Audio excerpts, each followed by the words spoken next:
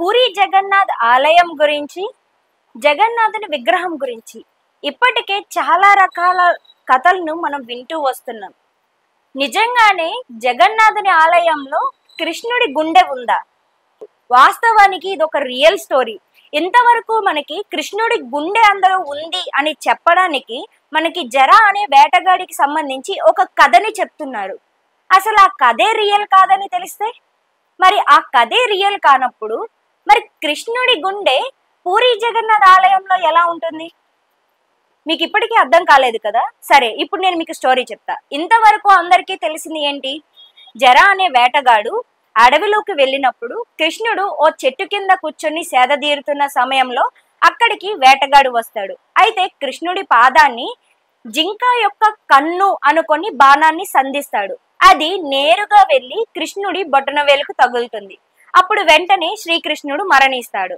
అయితే అక్కడికి జరా వెళ్ళి చూసి ఎంతో బాధతో శ్రీకృష్ణునికి అంత్యక్రియలు చేస్తాడు. ఇక అంత్యక్రియలు చేసిన తదనంతరం కృష్ణుడి శరీరం అంతా కూడా బూడిదగా మారిపోతుంది.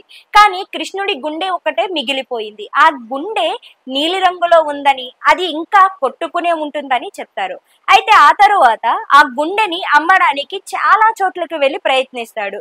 ఎంత మందికి అమ్మడానికి ట్రై చేసినా ఎవ్వరు కొనకపోయేసరికి ఏం చెయ్యాలా అని ఆలోచిస్తున్న సమయంలో సముద్రం ఒడ్డున కూర్చొని ఉంటాడు. ఇక వెంటనే ఒక చెక్కకి ఆ గుండెను పెట్టి కట్టి ఆ చెక్కని నదిలో వదిలేస్తాడు. అది అలా పూరి జగన్నాథ్ వరకు కొట్టుకొని వస్తుందని చెప్తారు. అయితే ఇంతవరకు మనకి ఈ స్టోరీనే చెప్తూ అలా కృష్ణుడి గుండె పూరి వరకు వచ్చిందని, ఆ చెక్కతోనే జగన్నాథుని యొక్క విగ్రహం తయారు చేశారని, అదే గుండెని జగన్నాథుని విగ్రహంలో పెట్టారని, అలా పూరి వరకు వచ్చింది కాబట్టి పూరి జగన్నాథుని ఆలయంగా నిలిచిందని చెప్తారు.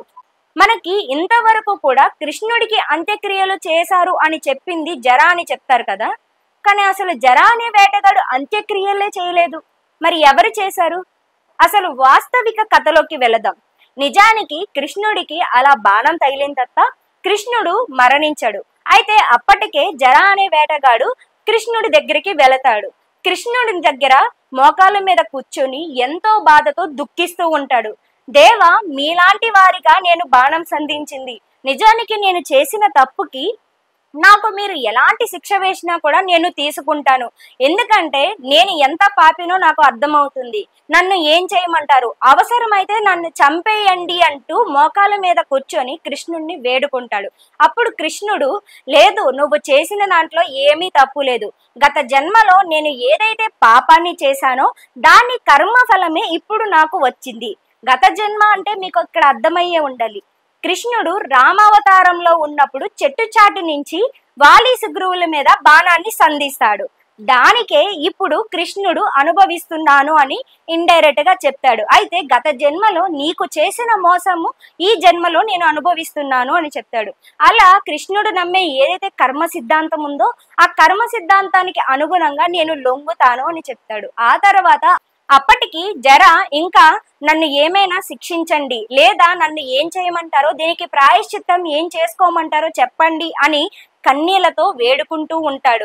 అయితే కృష్ణుడు ఓ చిరునవ్వు నవ్వి వదిలేస్తాడు. వేటగాడు ఎంతో దుఃఖంతో ఎంతో బాధతో అక్కడి నుంచి ఎటు వెళుతున్నాడో తెలియకుండా ఆ దేవుడు తనంతట తనని వచ్చి శిక్షించేంత వరకు నేను ఇంకెక్కడ ఉండను అని చెప్పి అలా హిమాలయాల వైపు నడుచుకుంటూ వెళ్ళిపోతాడు.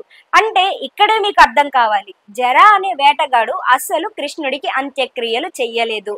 మరి ఎవరు చేశారు? వాస్తవానికి కృష్ణుడికి అంత్యక్రియలు అర్జునుడు చేశాడు. అది కూడా ఎప్పుడో తెలుసా? కృష్ణుడు మరణించిన 5 రోజుల తర్వాత అర్జునుడు అక్కడికి వస్తాడు. కృష్ణుడు అర్జునుడు వచ్చేంత వరకు కూడా అక్కడే ఎవ్వరూ లేని ఓ అనాథల చెట్టు కిందనే ఉంటాడు. అయితే అర్జునుడు అక్కడికి వచ్చేసరికి కృష్ణుడు మరణించి ఉంటాడు. అది చూసిన అర్జునుడు ఎంతగానో బాధపడతాడు. కృష్ణుడికి ఈ దుస్థితి రావడానికి కారణం ఒక రకంగా నేనేనని, నేను చేసిన యుద్ధంలో కృష్ణుడు పాల్పంచుకోవడం వల్లే కృష్ణుడికి ఈ గతి పట్టింది అని, నా వల్లే గాంధారి శాపం ఇచ్చింది కృష్ణుడికి అని ఎంతగానో బాధపడతాడు. అయితే అసలు గాంధారి ఇచ్చిన శాపం కూడా దీనిలో ఒక భాగమే. మీకు దీని గురించి తెలియాలి అంటే పాండవులకి కౌరవులకి యుద్ధం జరుగుతున్న కాలంకి మనం వెళ్ళాలి. ఎప్పుడైతే పాండవులకి కౌరవులకి యుద్ధం జరుగుతుందో అప్పుడు కౌరవులు అందరూ కూడా పాండవుల చేతిలో మరణిస్తారు. ఇక ఆ మరణ వార్త తెలిసిన గాంధారి ఎంతగానో బాధపడుతూ ఉంటుంది. అదే సమయంలో కృష్ణుడు గాంధారి దగ్గరికి వెళ్తాడు. గాంధారి శ్రీకృష్ణుడిని ఇలా అడుగుతుంది, కృష్ణ, నీకు ముందుగానే తెలుసు ఈ యుద్ధం జరిగితే ఎవరు గెలుస్తారో కూడా నీకు తెలుసు. ఒకవేళ వాళ్ళకి గెలిచే అంత అర్హత లేకపోయినా నువ్వు వాళ్ళ వైపు నుంచున్నావు అంటే ఖచ్చితంగా విజయం వాళ్ళ వైపే వస్తుందని తెలుసు. మరి ఇంత తెలిసిన నీకు నువ్వు తలుచుకుంటే ఒక్క నిమిషంలో యుద్ధాన్ని ఇట్టే ఆపేయగలవు. అయినప్పటికీ నువ్వు యుద్ధాన్ని ఆపలేదు, ఎందుకని అని బాధపడుతూ అడుగుతుంది. అప్పుడు కృష్ణుడు, ఇదొక కర్మ ఫలమే, గత జన్మలో నీ భర్త చేసిన ఫలానికి ఇప్పుడు అనుభవిస్తున్నాడు అని చెప్తాడు. అయినప్పటికీ గాంధారి ఎంతో బాధతో, నా భర్త చేసిన పాపానికి నాకెందుకు పుత్ర శోకాన్ని ఇచ్చావు? నా భర్త చేసి ఉండొచ్చు, కానీ నేను చెయ్యలేదు కదా, మరి నా పుణ్యఫలం ఎందుకని నువ్వు లెక్కగట్టలేదు అని బాధపడుతూ కృష్ణుడికి శాపం ఇస్తుంది. ఎలా అయితే నా కౌరవుల వంశం మొత్తం నాశనం అయ్యిందో అదే విధంగా నీ యాదవుల వంశం మొత్తం కూడా నీ కళ్ళ ముందే నాశనం అవుతుంది. నువ్వు ఎంతో ఇష్టంగా కట్టుకున్న ద్వారక కూడా నిట్ట ములుగుతుంది. ఇక నీవు నీ చుట్టూ ఇంతమంది ఉన్నా, నీ భార్యలు, నీ పిల్లలు, నీకు ఎంతో ఇష్టమైన బలరాముడు కూడా నిన్ను విడిచిపెడతాడు. ఇంతమంది నీ చుట్టూ ఉన్నప్పటికీ కూడా నువ్వు ఎవ్వరూ లేని ఓ అనాథలా మరణిస్తావు అని కృష్ణుడికి శాపం ఇస్తుంది. అయితే శ్రీకృష్ణుడు దేవుడు కదా, తను తలుచుకుంటే ఆ శాపాన్ని ఇట్టే మార్చేయగలడు. కానీ ఎందుకని ఆ శాపాన్ని స్వీకరించాడు? అదేనండి, మనకి కర్మ సిద్ధాంతాన్ని నేర్పించడం కోసమే శ్రీకృష్ణుడు ఆ శాపాన్ని చిరునవ్వుతో స్వీకరిస్తాడు. ఇక కృష్ణుడికి కూడా తెలుస్తుంది తను ఎలా మరణిస్తాడో. అలా శ్రీకృష్ణుడు మరణం గురించి ముందే తెలిసినప్పటికీ ఎప్పుడు తను మరణిస్తాడా అని ఎదురు చూస్తూ ఉంటాడు. ఇక అదే సమయంలో ఒకరి తర్వాత ఒకరు మరణిస్తూ వస్తారు. రాధాదేవి మరణిస్తుంది, ఆ తర్వాత బలరాముడు. ఇలా ఒకరొకరు మరణించిన తర్వాత శ్రీకృష్ణుడు మరణం ఎప్పుడు వస్తుందో తనకి ముందుగానే తెలియడంతో తను సముద్రం ఒడ్డున వెళ్లి కూర్చొని తన మరణం కోసం ఎదురు చూస్తూ ఉంటాడు. అలా శ్రీకృష్ణుడు మరణిస్తాడు. ఇక ఆ తర్వాత అర్జునుడు ఎప్పుడైతే శ్రీకృష్ణుడి దగ్గరికి వచ్చి చూస్తాడో అర్జునుడు శ్రీకృష్ణుడికి అంత్యక్రియలు చేస్తాడు. అంత్యక్రియలు చేసిన తదనంతరం శ్రీకృష్ణుడి గుండె గురించి ఎక్కడా కూడా మనకి రాయబడలేదు. ఇటు మహాభారతంలో కావచ్చు, అటు కృష్ణ కథనాల్లో కావచ్చు, ఎక్కడా కూడా శ్రీకృష్ణుడి గుండె గురించి రాయబడలేదు. కానీ మనకి ఏ విధంగా చెప్తారు అంటే శ్రీకృష్ణుడి గుండె కాదు, అది ఒక బ్రహ్మ పదార్థం అని, ఆ బ్రహ్మ పదార్థం శ్రీకృష్ణుడి అంత్యక్రియలు జరిగిన తర్వాత అది స్వచ్ఛంగా అలాగే ఉండి గాలిలోకి లెగిసిందని, ఇక అదే శ్రీకృష్ణుడి ఆత్మబలం అని చెప్తారు. ఇక అదే ఇప్పటికి జగన్నాథ్ ఆలయంలో ఉందని చెప్తారు. మరి ఇది ఎంతవరకు వాస్తవం? నేను నెక్స్ట్ వీడియోలో దీని గురించి ఇంకొంచెం క్లారిటీగా వివరిస్తూ చేస్తాను. మరి ఈ వీడియో మీకు ఇంట్రెస్టింగ్ గా నచ్చింది అంటే గనక వీడియోకి ఒక లైక్ చేసి మీ అభిప్రాయాన్ని కూడా కామెంట్ సెక్షన్ లో కామెంట్ చేయండి. ఇక ఇంతవరకు మనకి పూరి జగన్నాథ్ ఆలయంలో శ్రీకృష్ణుడి గుండె ఉందని చెప్పారు కదా, అయితే ఇప్పుడు నేను చెప్పిన కథ ప్రకారం మీరేమనుకుంటున్నారు? అది బ్రహ్మ పదార్థమా లేకుంటే శ్రీకృష్ణుడి గుండె?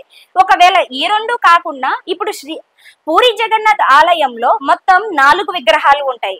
ఉన్న ఒక్క విగ్రహంలో శ్రీకృష్ణుడి గుండె ఉంటే మరి మిగతా 3 విగ్రహాల్లో ఏముంది? మరి వీటి గురించి కూడా నేను వివరిస్తూ నెక్స్ట్ వీడియోని చేస్తాను. అండ్ ఈ వీడియోకి అయితే నేను టార్గెట్ కూడా ఇస్తున్నాను. ఈ వీడియోకి ఒక 1K లైక్స్ అయితే నేను ఎక్స్పెక్ట్ చేస్తున్నాను. వీడియో చూసిన వాళ్ళందరూ వాళ్ళకి నచ్చినట్టయితే ఖచ్చితంగా లైక్ చేయండి అండ్ కామెంట్ చేయండి. అండ్ మరిన్ని ఇలాంటి ఇంట్రెస్టింగ్ టాపిక్స్ కోసం నా ఛానల్ని సబ్స్క్రైబ్ చేసుకోండి. ఉంటాను.